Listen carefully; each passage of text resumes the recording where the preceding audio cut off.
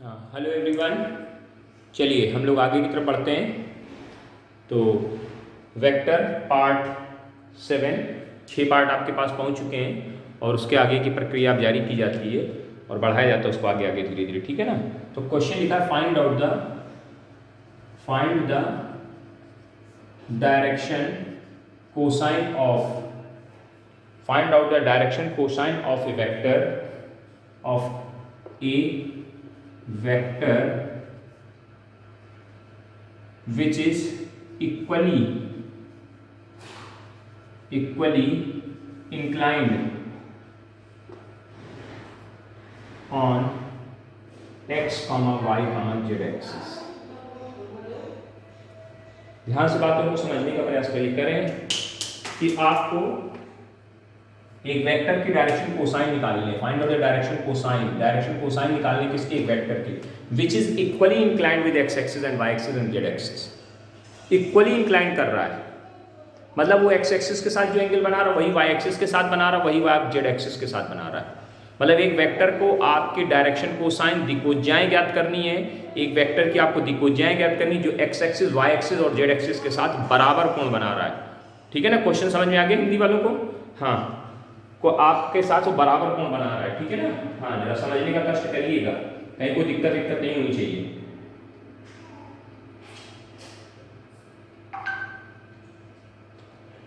एक मिनट रुकिएगा जरा, एक फाइल को जरा सेव कर दें, नहीं तो फिर दिक्कत होगी। आप ही लोगों की है, फिर इधर उधर हो जाती है तो दिक्कत आती है ना। हाँ, 12th क्लास और यहाँ पे इसको डाल दिया जाए। चलिए ठीक। हाँ, तो भैया बहुत आसान सा बात है। मतलब करें इक्वली इंक्लाइंड यानी अल्फा बराबर है बीटा बराबर है गामा। हमने कहा ये सब किसके बराबर है? हमने कहा ये सब किसके बराबर है? थीटा के बराबर। अल्फा बीटा गामा सबकी जो वैल्यू है किसके बराबर? थीटा के बराबर। तो एक बात बताइए, एल इज इक्वल टू कितना होगा? कॉस अल्फा, यानी ये कॉस थीटा लिखा जाएगा। एन इज इक्वल टू कितना होगा? कॉस बीटा, ये भी कॉस थीटा लिखा जाएगा। एन इज इक्वल टू क्या होगा? कॉस गामा, और ये भी कॉस थीटा लिखा जाएगा। लिखा जाएगा कि नहीं लिखा जाएगा? बिल्कुल लिखा जाएगा सर। और फिर आप जानते हैं, वी नो दैट, क्या जानते हैं? L square plus m square plus n square की वैल्यू किसके बराबर होती है? 1 के बराबर होती है। तो इसका मतलब एल की वैल्यू कितनी हो गई? Cos square theta, cos square theta, cos square theta. तो कितने कॉस स्क्वायर थीटा आ गए? 3 cos square theta equal to 1 के। तो cos square theta equal to कितने के? 1/3 के। तो कॉस थीटा की वैल्यू कितनी आ गई? 1/√3। चेक करिए, कॉस थीटा की वैल्यू कितनी निकल आई? 1/√3। अब देखिए ध्यान से, ये कॉस थीटा की वैल्यू आ गई। अब यहाँ रख दो एक एक करके। Hence l is equal to 1/√3। Cos theta की वैल्यू रखनी पूरी, तो l is equal to 1/√3। M is equal to दिख रहा है नीचे? नहीं दिख रहा है, साइड में लिख देते हैं इधर। M is equal to 1/√3। M is equal to 1/√3। L is equal to ऊपर लिख दिया 1/√3, इसको यहाँ से हटा देते हैं।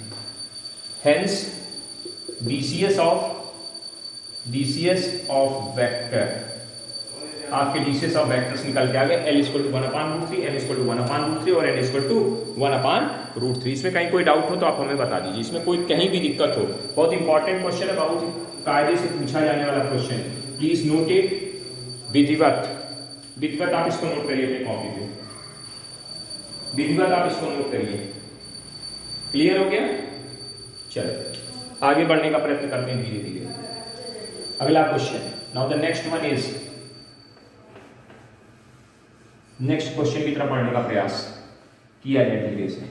क्या क्वेश्चन है सुनिएगा। कह रहे if A unit vector A, if A unit vector A, if A unit vector A makes angle π/3 and π/4, makes angle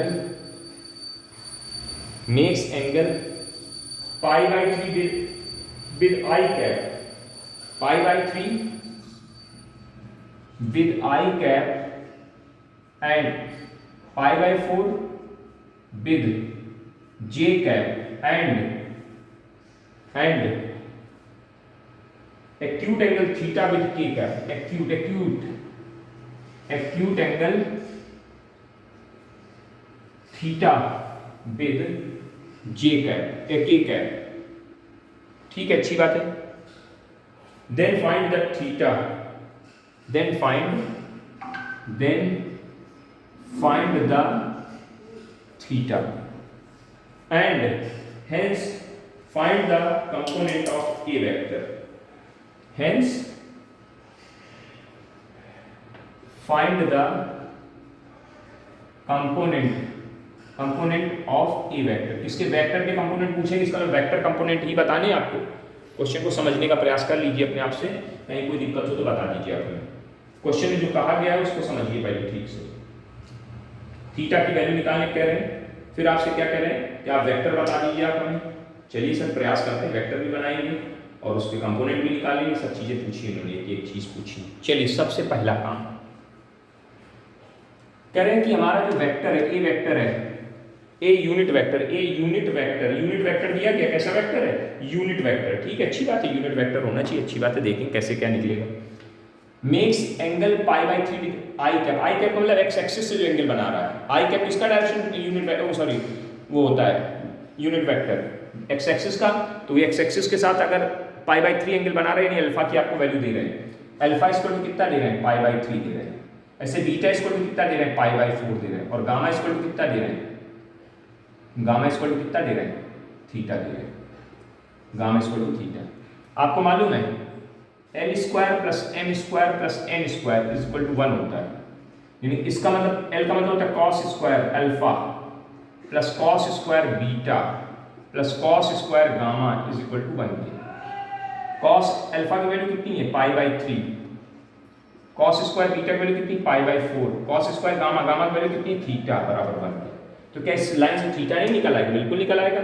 π/3 1/2 value होती है, इसका स्क्वायर करेंगे, π/4 1/√2 वैल्यू होती है, इसका स्क्वायर करेंगे, cos square theta equal to 1 के, तो ये आ जाएगा 1/4 plus 1/2 plus cos square theta equal to 1 के, then cos square theta equal to 1 minus 1/4 minus 1/2, LCM ले लेंगे, 4 एलसीएम आएगा, 4 माइनस 1 माइनस 2 कैलकुलेट कर लेंगे, 1/4 वैल्यू आ जाएगी शायद, देख लीजिए चेक कर लीजिए, 1/4, तो cos थीटा की वैल्यू कितनी कहलाएगी, हेंस cos थीटा बराबर 1/2। एक्यूट बोला है, एक्यूट मतलब इसलिए बोला कि आपको पॉजिटिव वैल्यू लेना, निगेटिव की तरफ सोचना भी नहीं, तो दिस इंप्लाइज cos थीटा बराबर cos π/6, नहीं 1/2 तो π/3, तो थीटा की वैल्यू कितनी आ जाएगी, π/3, पहला आंसर आ गया आपका। फाइंड द थीटा, थीटा पूछा गया था आपसे, तो आपने थीटा निकाल के आपको बता दिया, कितना है आंसर, कितना है आंसर, π/3, और n की वैल्यू आपको मिल गई, n की वैल्यू भी मिल गई इससे, ठीक है, थीटा की वैल्यू मिल गई, तो ये इसी से आप देखो ध्यान से, बहुत ही कायदे से समझने का प्रयास करिएगा। आपको लोगों को हमने कल बताया था, कल क्या बताया था कि जो हमें अब इसका फाइंड इट्स हेंस, ये तो थीटा निकला है, and hence find vector component चाहिए, जरा ध्यान से समझ लें, पहले वेक्टर बनाने की बात करते हैं। तो आर वेक्टर का मतलब समझिए, आर वेक्टर की बात कर रहे हैं, आर वेक्टर की बात कर रहे हैं, जरा समझने का प्रयास करिएगा, बहुत ही कायदे से समझिएगा। कल आपको पढ़ाया गया था L is equal to, next पीछे वीडियो में, L is equal to x upon r vector, mod of r, vector type mod of r लिखिए, बोलो सही है। तो इससे x बराबर कितना आएगा, इससे x is equal to L into mod of r आ जाएगा, आएगा कि नहीं आएगा, ऐसे m equal to y upon mod of r पढ़ाया गया था, बताया गया था आपको, तो this implies y is equal to कितना आ जाएगा, m into mod of r vector, बोलो सही है। और ऐसे n इज इक्वल टू क्या पढ़ाया गया था, z upon mod of r, पिछले वीडियो देखिए जिन्होंने नहीं सो ध्यान है वो देख ले, बात ये ना कहीं कि हमको नहीं समझ में आ रहा, हमने नहीं पढ़ा है ना, ये प्रॉब्लम नहीं आनी चाहिए, कहीं कोई दिक्कत हो तो बता दीजिएगा, ठीक है ना, कहीं कोई दिक्कत हो तो हमको आप बता दीजिएगा कि हमको ये बात नहीं समझ में आई है, ओके। चलिए सर थोड़ा सा प्रयास करिए आगे बढ़ने का, ये x की वैल्यू, ये y की वैल्यू, z की वैल्यू, r वेक्टर का मतलब क्या था, xi plus yj plus zk, होता है कि नहीं होता, r वेक्टर का मतलब क्या होता है, हाँ चलो आगे बढ़े, तो r vector equal to xi y j z के। एक्स की वैल्यू कितनी है, यहाँ लिखते जाइए, l into mod of r into i cap, m into mod of r into j cap, n into mod of r into k cap. आराम से चलिएगा, जल्दबाजी ना करिएगा। मॉड ऑफ आर कॉमन है, कॉमन कर लीजिए, मॉड ऑफ आर कॉमन कर लीजिए, क्या बचा अंदर, l i m j n k, ये आपके पास वैल्यू आ गई। इन्होंने सवाल में शुरुआत में देखो एक वर्ड यूज किया, यूनिट वेक्टर। अगर यूनिट वेक्टर में किया है तो यहां ऊपर लिख देना कहीं let a unit vector is r vector. तो इसका मतलब हेंस मॉड ऑफ आर की वैल्यू कितनी हो जाएगी, 1 हो जाएगी। रख दीजिए मॉड ऑफ आर की वैल्यू, रख देंगे, नहीं दिख रहा है क्या, अब दिख रहा है, चलिए इसको इधर ले लेते हैं ऊपर। अब यहाँ रख दीजिए आर मॉड ऑफ आर की वैल्यू, तो आर वेक्टर कितना आ जाएगा, l i plus m i m j plus m k cap. देखो ध्यान से, मॉड ऑफ आर की वैल्यू यहाँ से उठाई, यहाँ रख दी, साइड में यहाँ लिख देना since mod of r is equal to 1, given है सवाल में। अब आपके पास एल और एम और एन की वैल्यू यहाँ रख दी जाए तो काम बन जाए। अब आपके पास देखो एल की वैल्यू है, आप ढूंढ सको तो ढूंढ लो। सवाल में दिया गया था कि एक्स एक्सिस से कितना एंगल बना रहा है अल्फा, वाई एक्सिस से बीटा, जेड एक्सिस से गामा, और गामा की वैल्यू निकाल करके आपने वैल्यू निकाल ली है सब कुछ, थीटा बना रहा है, तो आपके पास सारी वैल्यूज है। तो आई सर एल की वैल्यू कितनी होगी, एल का मतलब कॉस अल्फा, कॉस अल्फा मतलब π/3 इंटू आई कैप, एन का मतलब कॉस बीटा, बीटा की वैल्यू कितना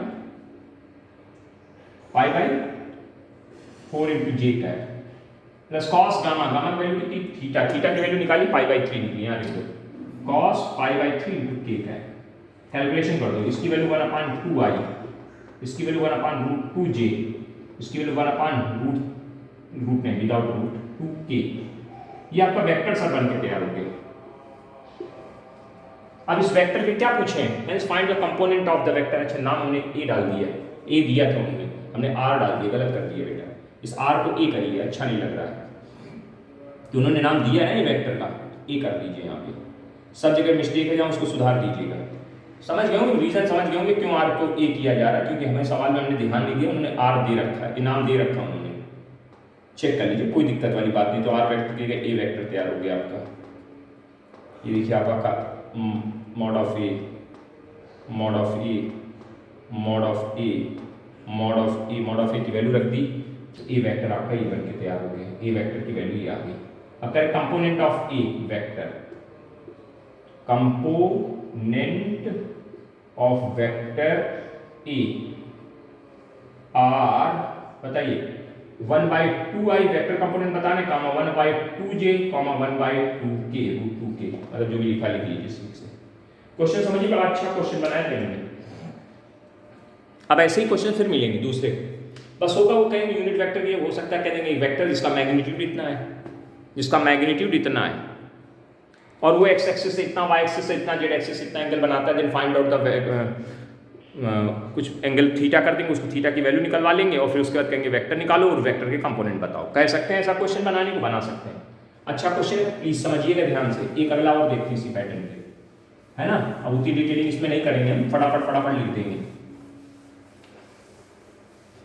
क्वेश्चन को समझिए कि ये क्वेश्चन अगर हमको आते हैं तो फिर हमें कोई दिक्कत नहीं होनी चाहिए। हाँ, नहीं आते तो कोई समस्याएं ही समस्याएं हैं। अगला लिखा है find out a vector r, नाम दे दिया आर। क्या लिखा, find a vector r vector of magnitude 3√2, of magnitude 3√2, कितना मैग्नीट्यूड है 3√2, which makes,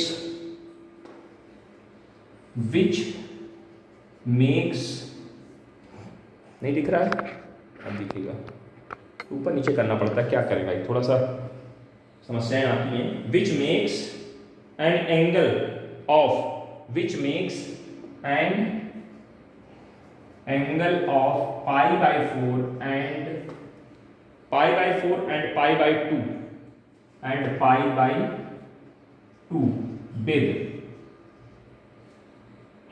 Y axis and z axis respectively.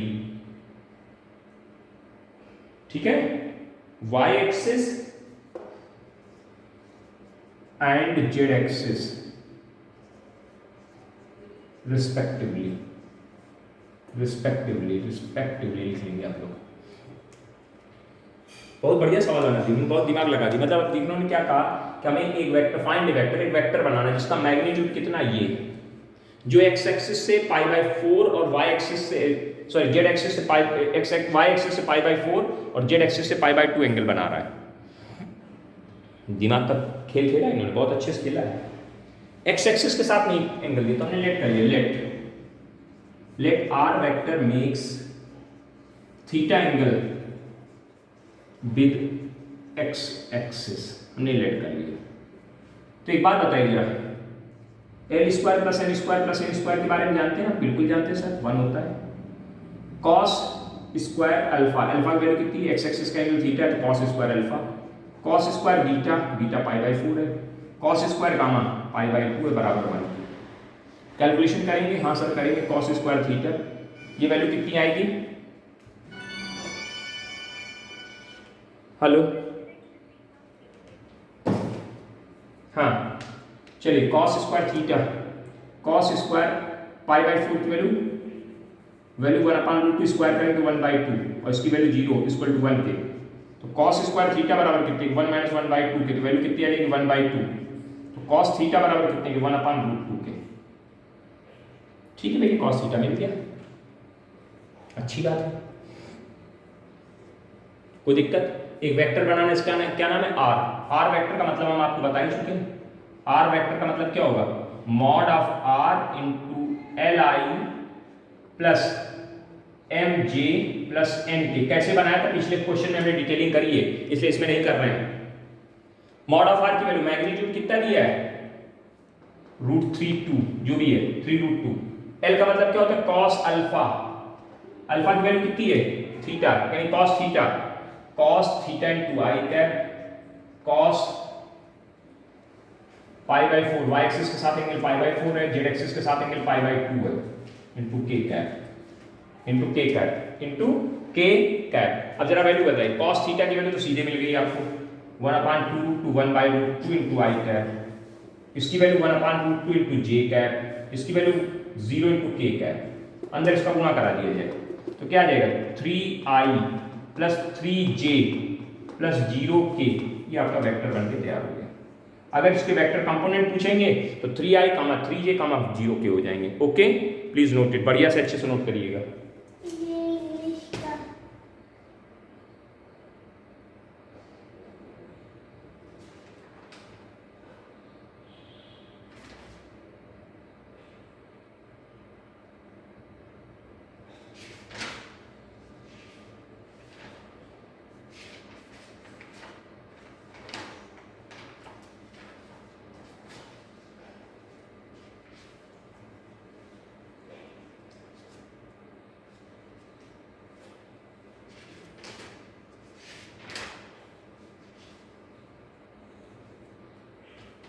इसमें लिख के लाओ, यहाँ पे हिंदी वाली इस जगह मैं लिख के लाओ, पूरा करके लाओ, लिख के लाओ हिंदी वाली साइड।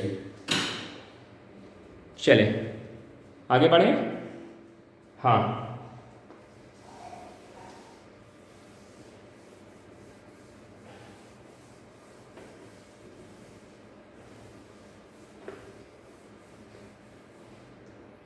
समझ में आ गया होगा ना? इस तरह से क्वेश्चन अगर आपसे पूछेंगे तो आप कर सकते हैं, और भी ना कर पाए तो नालायक है। क्या कहेंगे तुमको? नालायक ही कहेंगे, और क्या कहेंगे?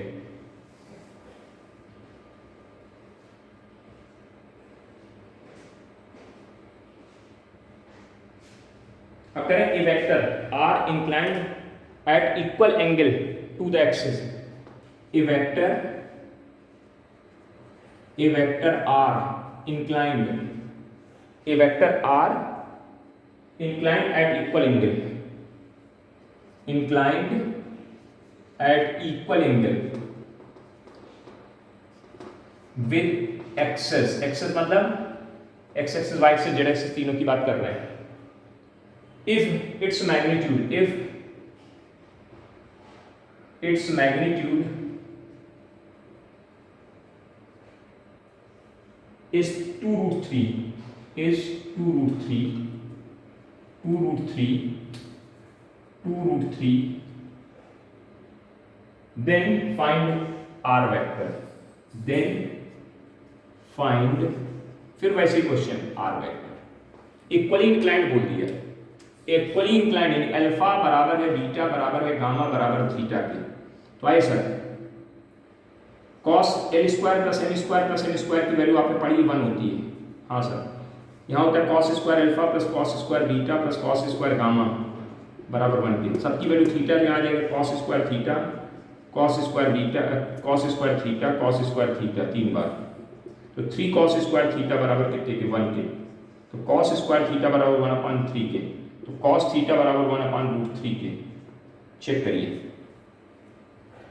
एलिमेंट निकल आए सबके, है ना। हाँ सर, आइए सर अब आपसे क्या करें, वेक्टर बनाए। तो आर वेक्टर का मतलब हमने आपको पढ़ाया है, mod of r into l i plus m j plus m k. पिछले क्वेश्चंस में कैसे किया गया सब समझाया गया, इसलिए जल्दी से लिख दे रहे हैं। आर वेक्टर मैग्नीट्यूड इसका कहीं दिया, देखो कह रहे हैं 2√3, तो 2√3 मैग्नीट्यूड हो गया। एल की वैल्यू कितनी है, एल का मतलब cos alpha I cos beta J cos gamma के। इसको क्या लिख सकते हैं, अल्फा का वैल्यू थीटा है ना, कॉस थीटा आई प्लस कॉस थीटा जे और कॉस थीटा के, और सबकी वैल्यू देखो दी 1/√3 1/√3।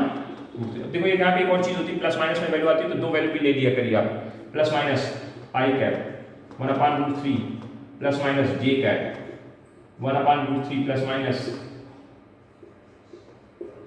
सब कुछ करते चले जाइए। कुछ कॉमन आ रहा है, हाँ कॉमन आ रहा है, इससे कट रहा है तो क्या आ जाएगा बाहर, प्लस माइनस 2 और अंदर आई प्लस जे प्लस के का है। अंदर 2 का गुणा करा देंगे तो प्लस माइनस कितना आ जाएगा 2i plus 2j plus 2k का है। बात खत्म, बात समाप्त। प्लस माइनस के साइन के साथ आ गया आंसर। कर लेंगे इस तरह के सवाल, उम्मीद है ऐसा विश्वास है हमें कि आप कर लेंगे, है ना।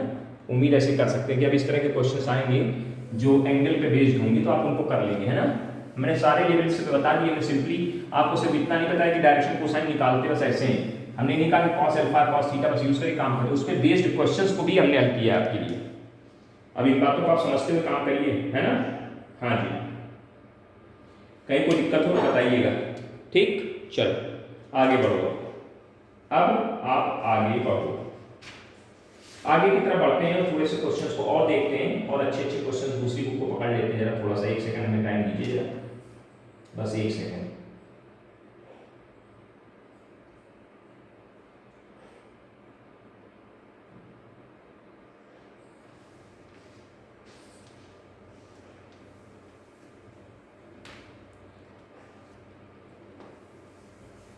अब अगला टॉपिक को भी हम क्लियर कर लें पहले, उसके बाद उसकी बात करें। ध्यान से देखिए, ध्यान से। हमारे पास एक लाइन सेगमेंट ए बी है, ठीक है। क्वेश्चन पहले सुन लेते हैं। A P point on the line segment A B which divides it into m/n ratio, then find out the position vector of P. Question सुनिए, find out the position vector of P which divides a line segment AB in m/n ratio। Question को सुन लीजिए, find out the position vector of P on the line AB, find out the position vector of P on the line AB which divides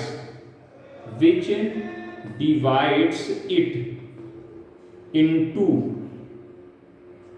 m/n ratio, ठीक है। Clear है। इसी को हम लोग दूसरे वर्ड में कहेंगे सेक्शन फॉर्मूला, सेक्शन फॉर्मूला,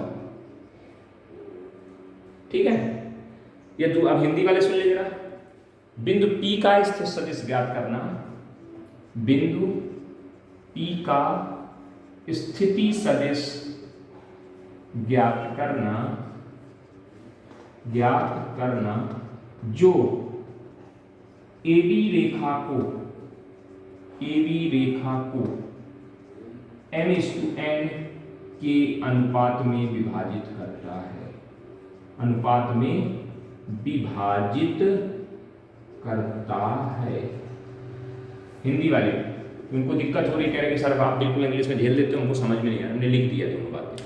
अपने अपने क्वेश्चन से लिखने के बाद हम इसको मिटाने जा रहे हैं, ठीक है। हाँ, इसको हटा दे रहे हैं सर, फिगर इधर ही बनाएंगे। बताइए, कह रहे P बिंदु का position vector, find out the position vector of P का पोजीशन वेक्टर निकालना है जो AB को m/n की रेशियो में डिवाइड करता है। बहुत अच्छी बात है। पोजीशन वेक्टर तो आपके पास ओरिजिन होना चाहिए। Let O is the origin, वो क्या हमारा ओरिजिन है। तो देखिए पोजीशन वेक्टर यानी AP वेक्टर, आपको OP वेक्टर आपको निकालना है।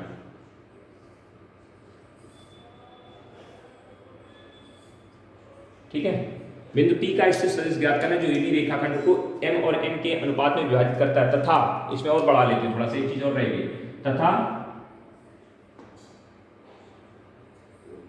और कैपिटल A तथा कैपिटल B के स्थिति सदिश स्मॉल a वेक्टर तथा स्मॉल b वेक्टर है। उसी में इंग्लिश वाले बढ़ा लेंगे, and the position vector of capital A and capital B are small a and small b vector. तो ये स्मॉल a वेक्टर, ये स्मॉल b वेक्टर है। हमको P का पोजीशन वेक्टर निकालना है, उसका नाम मान लिया r वेक्टर। बहुत ध्यान से सुनिए, सवाल में क्या कहा गया, P का स्थिति सदिश जो AB को किस रेशियो में डिवाइड कर रहा है। ध्यान से देखिए, AB को किस रेशियो में डिवाइड कर रहा है, m/n, यानी AP/PB की वैल्यू m/n होगी कि नहीं होगी। तो दिस इंप्लाइज AP बराबर m/n, BP या PB नहीं लिखा जा सकता, PB। देखो AP और PB का रेशियो m/n, तो इससे AP की वैल्यू कितनी है, m/n इंटू BP निकल आएगी। एंड ध्यान से देखना, AP पैरेलल है, जरा ध्यान दो PB के, AP पैरेलल है, देखो PB के, है ना पैरेलल। हाँ सर, हेंस AP वेक्टर बराबर m/n PB वेक्टर। देखिए हमने वेक्टर कैसे एकदम लाए, पहले हमने बताया कि इनके रेशियो बराबर है, यानी AP और PB में ये रिलेशन है मैग्नीट्यूड में, और वो दोनों पैरेलल हैं, दोनों की डायरेक्शन सेम है। जब मैग्नीट्यूड और डायरेक्शन बराबर होते हैं तो वेक्टर्स, देखो मैग्नीट्यूड ये इसका और इसका मैग्नीट्यूड बराबर है, ये इसके बराबर है, ये इस चीज के बराबर है, और ये पैरेलल है, तो हमने वेक्टर बराबर कर दिए। अब वेक्टर बराबर कर दिए तो ये AP वेक्टर इसको m/n PB बन गया।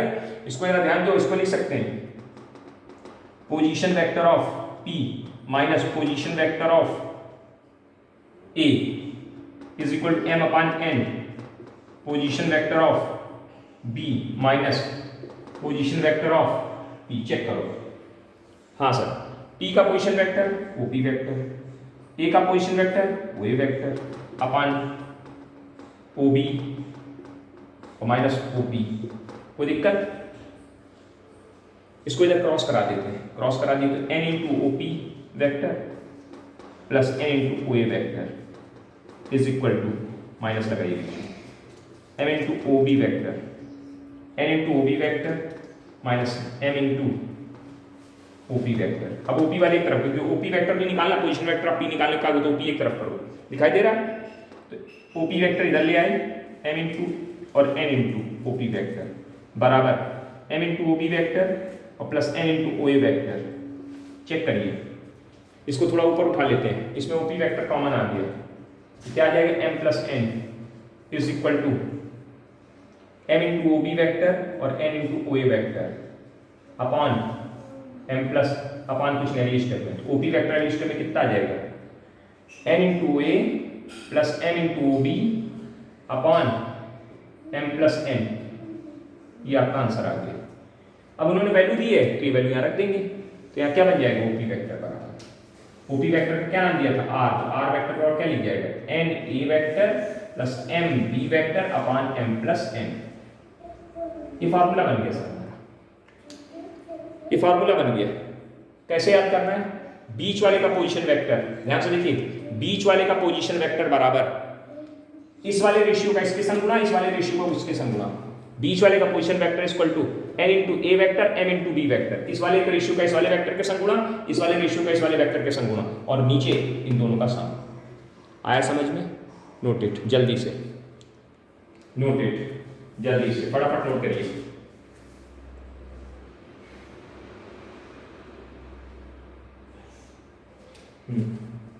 चलो अब जाओ खेलो। समझ में आया?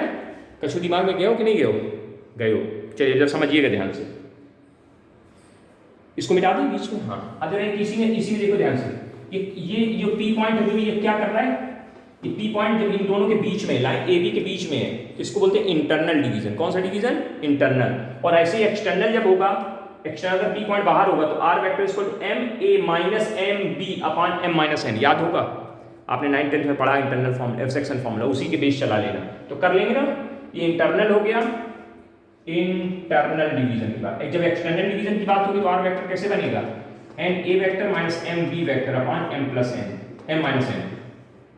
ये एक्सटर्नल हो जाएगा। ये अंतः है और ये बाह्य है, ये अंतः और ये बाह्य विभाग है। समझ गए? नोट कर लीजिएगा प्रैक्टिस होते हैं। अब इसी में थोड़ी सी बात और सुनिएगा ध्यान से, इसी क्वेश्चन में करें।